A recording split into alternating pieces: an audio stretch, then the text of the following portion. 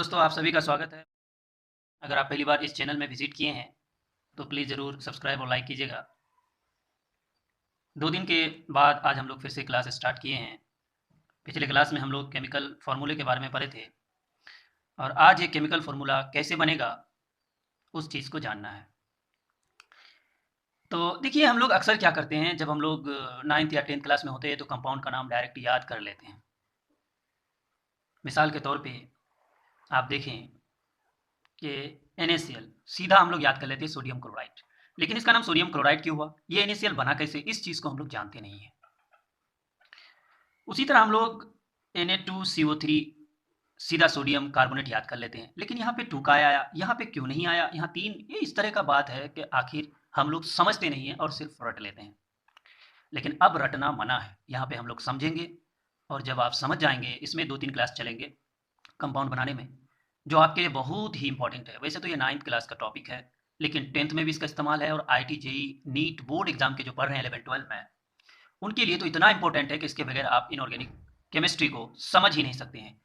इसीलिए हम लोग इस चीज़ को समझने के लिए रेडिकल, जिसे हिंदी में मूलक कहते हैं, इस टॉपिक को आज पढ़ेंगे। इसी के जरिए हम लोग ये बना सकते हैं कंपाउंड। तो चलिए, सबसे पहले हम लोग रेडिकल क्या होता है उसको जानते हैं। तो देखिए, रेडिकल के बारे में हम लोग जानेंगे। इसका डेफिनेशन है कि an atom or a group of atoms having a net electrical charge are called radical.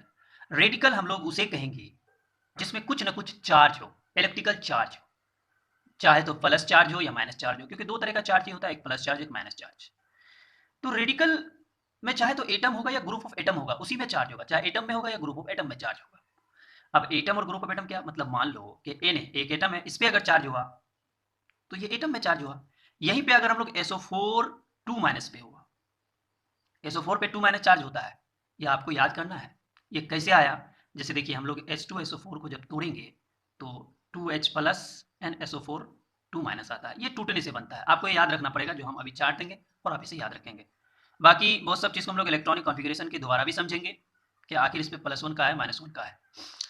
देखिए, रेडिकल के अंदर एक प्रॉपर्टी है। क्या प्रॉपर्टी है? कि केमिकल रिएक्शन में जाने के बाद भी वो अपने प्रॉपर्टी को खोता नहीं है और उसके बाद भी आप इसे वैसे ही रूप में आ सकते हैं। जैसे हम लोग कंपाउंड की बात करें, तो कंपाउंड क्या बनता था? H2 और O2 दोनों मिलता था, H2 प्लस O2 दोनों जब मिलता था तो बनता था H2O, वाटर। तो कंपाउंड का प्रॉपर्टी एलिमेंट के प्रॉपर्टी से डिफरेंट होता है, ये बात हमेशा याद रखें। ऑक्सीजन जलाने में मदद करता है, पानी बुझाने में मदद करता है, लेकिन यहीं पे रेडिकल जो होता है, जब 2 रेडिकल मिल जाता है तो एक कंपाउंड बनाता है। तो ऐसा नहीं कि ये Na प्लस और SO4 जुड़ा तो वहां जाकर के Na प्लस CO3 बन गया, ऐसा नहीं। आप इसे तोड़ेंगे भी तो फिर यही वापस आएंगे और जुड़ेंगे तो फिर यही होंगे, इसलिए ये अपने आइडेंटिटी को नहीं खोता है, ये वैसे का वैसा रहता है। तो रेडिकल का एग्जांपल है Cl minus Na plus SO4 minus minus, SO4 पे 2 माइनस चार्ज होता है। अब चलिए, हम लोग इस चीज को जब समझ गए तो हम लोग टाइप्स ऑफ रेडिकल पढ़ते हैं कि रेडिकल के कितने टाइप्स हैं। तो radicals are of 2 types. Radical 2 तरह के होते हैं। नंबर 1 बेसिक रेडिकल, जिसे हम लोग पॉजिटिव रेडिकल कहते हैं। तो जाहिर सी बात है कि बेसिक रेडिकल जो हो गए उसमें प्लस चार्ज होंगे, तो बेसिक रेडिकल है। उसके बाद दूसरा जो होता है वो एसिड रेडिकल होता है, या उसे हम लोग नेगेटिव रेडिकल भी कहते हैं। अब डेफिनेशन से ही पता लगता है कि एसिड रेडिकल वो है जिसमें नेगेटिव चार्ज होंगे। तो सबसे पहले हम लोग बेसिक रेडिकल पढ़ते हैं। कहा गया है कि दोज रेडिकल विच है positive charge are known as basic radical. Simple सा है कि जिसपे पॉजिटिव चार्ज है उसे हम लोग बेसिक रेडिकल कहते हैं। Example Na plus NH4 plus, ये आपको याद रखना है कि NH4 पे +1 चार्ज होता है।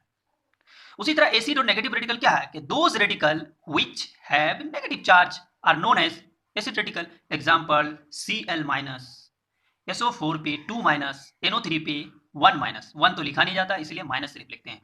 तो ये आपको याद रखना है कि SO4 पे 2 माइनस होता है, NO3 पे -1 होता है। तभी आप कंपाउंड के नाम को लिख सकते हैं और उसको बोल भी सकते हैं।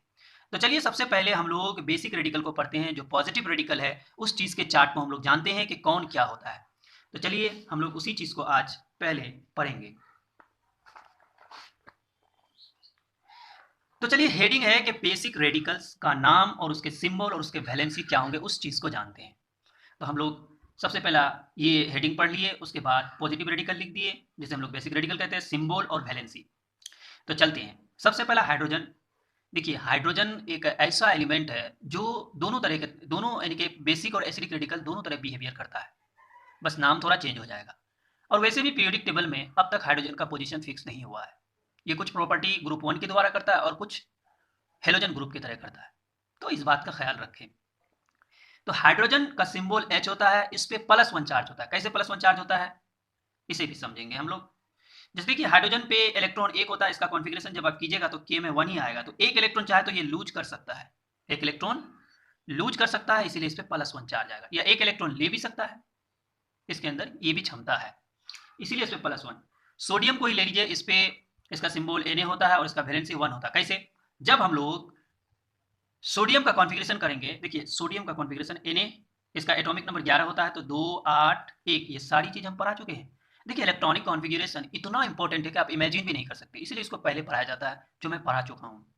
अब 2 8 1 इसका इलेक्ट्रॉनिक कॉन्फ़िगरेशन होता है। बताओ ये कितने इलेक्ट्रॉन लूज करेंगे? जो उसका लास्ट में 8 इलेक्ट्रॉन हो जाएंगे, तो एक जो लास्ट में है, क्योंकि हर कोई चाहता है कि मैं लास्ट में 8 इलेक्ट्रॉन को हासिल करूं अपने ऑक्टेट को पूरा करने के लिए। तो एक इलेक्ट्रॉन लूज किया, और जब भी कोई एलिमेंट इलेक्ट्रॉन को लूज करता है उस पर पॉजिटिव चार्ज आता है, इस बात का ख्याल रखें भाई, जो आप 10th में पढ़ चुके हैं। और जो जब भी कोई एलिमेंट इलेक्ट्रॉन को लेता है उस पर नेगेटिव चार्ज होता है, उसे यूं समझे कि इलेक्ट्रॉन वो दिया, इसका मतलब उस पर पॉजिटिव है। क्यों? क्योंकि देखिए जब आप पैसा किसी को उधार देते हैं तो आपके अंदर एक पॉजिटिविटी होता है, अरे मैं अभी 1000 रुपये पाऊंगा उसके पास। लेकिन वहीं अगर आप 1000 रुपये कर्ज लेते हैं तो आपका टेंशन रहता है, अरे यार कमाल है, पता है बहुत टेंशन में हूँ। क्यों? क्योंकि मैं 1000 रुपये कर्ज लिया हूँ, तो आप माइनस में चले जाते हैं, क्योंकि आप उसको 1000 रुपये आपको कभी चुकाना है। तो इस तरह से आप समझे। तो उसी तरह पोटेशियम का सिंबल क्या होता है, उसका भी आपका वैलेंसी 1 होता है। उसी तरह अमोनियम का NH4 होता है और इसका वैलेंसी आपका 1 होता है, इसका भी 1 होता है। ये आप इस तरह से समझ लें। तो देखिए ये सब हम लोग अभी समझ रहे हैं कि हाइड्रोजन का सिंबल H, इसका वैलेंसी 1, सोडियम का Na वैलेंसी 1, पोटेशियम का K वैलेंसी 1, अमोनियम NH4 जो होता है, ये याद रखना पड़ेगा कि अमोनियम का जो ये होता है, दिखाते हैं हम लोग एलिमेंट के जरिए, तो NH4 उसको बोला जाता है, NH4 उसका 1 होता है। सब में +1 चार्ज है। यहाँ पे हम लोग पॉजिटिव रेडिकल पढ़ रहे हैं, तो कोई भी भूल नहीं करोगे, ये पॉजिटिव रेडिकल है। बाप रे बाप, बच्चा बहुत तेज होता है ना, इसलिए गलती कर देता है। उसके बाद मैग्नीशियम पे +2 होता है। जैसे आप इलेक्ट्रॉनिक कॉन्फ़िगरेशन करेंगे, देखिए जो पॉजिटिव रेडिकल है तो हम लोग उसका कॉन्फ़िगरेशन के जरिए भी आपको बता सकते हैं कि किसमें +2 आएगा, किसमें +1 आएगा। लेकिन नेगेटिव में कुछ में ही बता सकते हैं और कुछ में याद रखना पड़ेगा। जब 2 एलिमेंट मिल जाएंगे तो आपको उसमें याद रखना पड़ेगा, तो इस बात का ख्याल रखें। जैसे मैग्नीशियम का ले लीजिए, तो मैग्नीशियम का 12 होता है, उसका कॉन्फ़िगरेशन करिए 2 8 2, इसका मतलब ये 2 इलेक्ट्रॉन लूज करेगा। तो मैग्नीशियम में 2 8 2, तो 2 इलेक्ट्रॉन लूज करेगा, तो जितना लूज करेगा उतना ही पॉजिटिव चार्ज, तो 2 लूज किया इसलिए 2 पॉजिटिव चार्ज, इसलिए मैग्नीशियम पे पॉजिटिव 2 होता है। उसके बाद आप कैल्शियम में +2 होता है, जिंक के लिए आप +2 होता है, बेरियम के लिए +2 होता है, एल्यूमिनियम के लिए +3 होता है। ये आपको पता हो गया। इतना तो हम लोग का क्लियर है कि किस पे कितना चार्ज आएगा, इसे याद रखना है, तभी आप कंपाउंड के नाम लिख सकते हैं और कंपाउंड के स्ट्रक्चर लिख सकते हैं कि कैसे कोई कंपाउंड हम लोग लिखते हैं। इस चीज को आपको पता लिखना है। चलिए अब हम लोग नेगेटिव रेडिकल की ओर पढ़ते हैं, एसिडिक रेडिकल। तो देखिए हमने पहले ही बोला था कि acid radical symbol and valencies, ये इसका हेडिंग हुआ। मैंने पहले बोला था कि हाइड्रोजन 2 तरह से होता है। तो हाइड्रोजन अगर एक इलेक्ट्रॉन को लेता है तो उसको हाइड्राइड बोला जाता है। अब ये हाइड्राइड बोला जाता है। यहाँ पे आप आई टी लग गया, ये सब कॉन्सेप्ट क्या है, यहाँ पे ए टी लग गया, तो इस चीज़ को ख्याल रखें। देखिए यहाँ पे भी I D I D I D E I D E I D E I D E I D E, यहाँ पे आई टी ई, यहाँ पे ए टी ई, ये कॉन्सेप्ट क्या है तो समझे। देखिए जो सिंगल एटम पे एसिडिक रेडिकल की बात बता रहा हूं मैं, जो नेगेटिव रेडिकल है उस नेगेटिव रेडिकल को समझाने के लिए, ये पॉजिटिव के लिए नहीं, पॉजिटिव के लिए तो मैं जो समझाया वही है। देखिए नेगेटिव रेडिकल के लिए हम लोग क्या करते हैं, जरा गौर से सुने। अगर सिंगल एटम है, क्या है, सिंगल एटम है और उस पर आपका चार्ज आ जाए, जनरली इस बात को आप याद रखना है, एक्सेप्शन 2 हो सकता है जो मैं लिखा दूंगा। तो सिंगल एटम में जनरली जैसे मान लो Cl माइनस, Br माइनस, तो वहां पे जो नाम होता है इसका, जैसे क्लोरो, क्लो ऐसे होता है भाई, क्लोरो होता है, यानी क्लोरीन होता है, तो इसके आगे आप आईडी लगा दें, तो सिंगल एटम हुआ क्लोरीन, एक ही एटम है, इस पे चार्ज आया, तो इस पे हम लोग क्या लिख देते हैं कि क्लोरो के बाद उस पर आईडी लगा देते हैं। उसी तरह ब्रोमो, तो ब्रोम आईडी लगा देते हैं, समझे। अब ये सिंगल एटम के लिए हुआ, लेकिन कुछ एक्सेप्शन है, तो क्लोरीन का क्लोराइड हो जाएगा, ब्रोमीन का ब्रोमाइड हो जाएगा, सिंगल एटम के लिए आईडी लगा दो, आपका टेंशन नहीं चार्ज में, नेगेटिव चार्ज में। लेकिन वहीं पे OH माइनस 2 एटम है, लेकिन इसे हम लोग हाइड्रोक्साइड बोलते हैं। उसी तरह हम लोग CN को साइनाइड बोलते हैं। इस पे 2 एटम है, इस पे 2 एटम है, बस आपको ये 2 याद रखना है। OH माइनस 2 एटम होने के बाद भी हम लोग इसे हाइड्रोक्साइड बोलते हैं और CN पे साइनाइड होता है। ये एक्सेप्शन अपवाद है। बाकी आप इस तरह से जैसे क्लोरीन है तो इसे क्लोराइड कर दिए, ब्रोमीन है तो ब्रोमाइड कर दिए, आपका 99% पे ये रूल लागू हो जाएगा।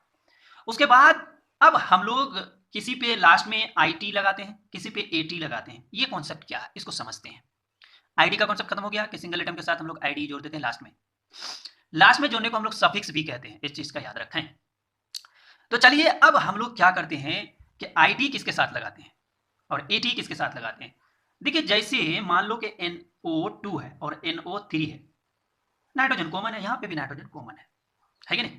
अब यहाँ पे ऑक्सीजन कम है 2 है, यहाँ पे ऑक्सीजन ज्यादा है 3 है, तो कम वाले में हम लोग ITE यूज करते हैं और ज्यादा वाला में हम लोग ATE यूज करते हैं सफिक्स के लिए, बाद में जो इस्तेमाल करते हैं। तो इस चीज को लिख ले आप कि अगर कम में रहेगा, देखिए ये सब प्रैक्टिस में जब आप प्रैक्टिस करेंगे आपको खुद आ जाएगा कि हम लोग NO2 यहाँ है या NO3, अब इसका नाम कैसे देंगे, तो इसका नाम हम लोग देते हैं नाइट्राइट।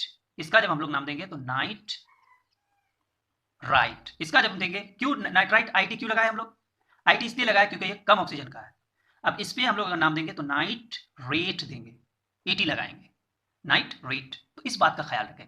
उसी तरह आप देखें, लेकिन अगर सिंगल रहेगा तो ID जोड़ेंगे। अब देखिए यहाँ पे उसी तरह हम लोग इस चीज को समझते हैं। तो हाइड्राइट एक इलेक्ट्रॉन यहाँ पे लिया, इसीलिए हाइड्रोजन को हाइड्राइट बोला गया, क्लोरीन को क्लोराइड बोला गया। एक है, ये आपको याद रखना पड़ता है कि हाइड्राइट का वैलेंसी 1 होता है, क्लोराइड का वैलेंसी 1 होता है, ब्रोमाइड का वैलेंसी 1 होता है, आयोडाइड का वैलेंसी 1 होता है, क्योंकि ये एक इलेक्ट्रॉन को ले सकता है। कैसे, मान लीजिए भाई कि क्लोरीन है, इसका 17 एटॉमिक नंबर होता है, जब इसका कॉन्फ़िगरेशन 2 8 7, तो अगर इसको कोई एक इलेक्ट्रॉन दे देता है तो इसका बाहरी सेल में 8 इलेक्ट्रॉन होते हैं, इससे ये स्टेबल हो जाता है।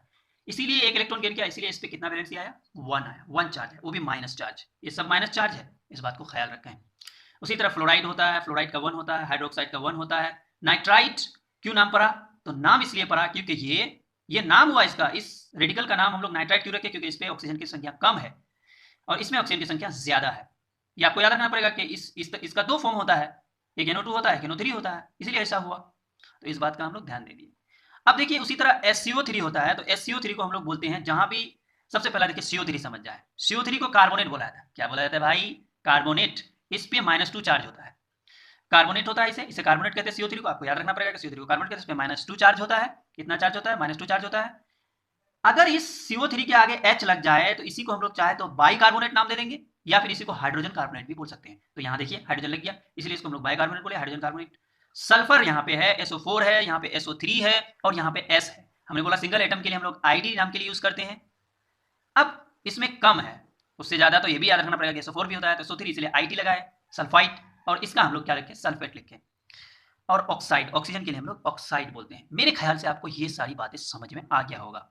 तो आज हम लोग सबसे पहला सीखे कि किस रेडिकल को क्या नाम देते हैं और किस रेडिकल का वैलेंसी कितना होता है। पॉजिटिव रेडिकल पढ़े, नेगेटिव रेडिकल पढ़े।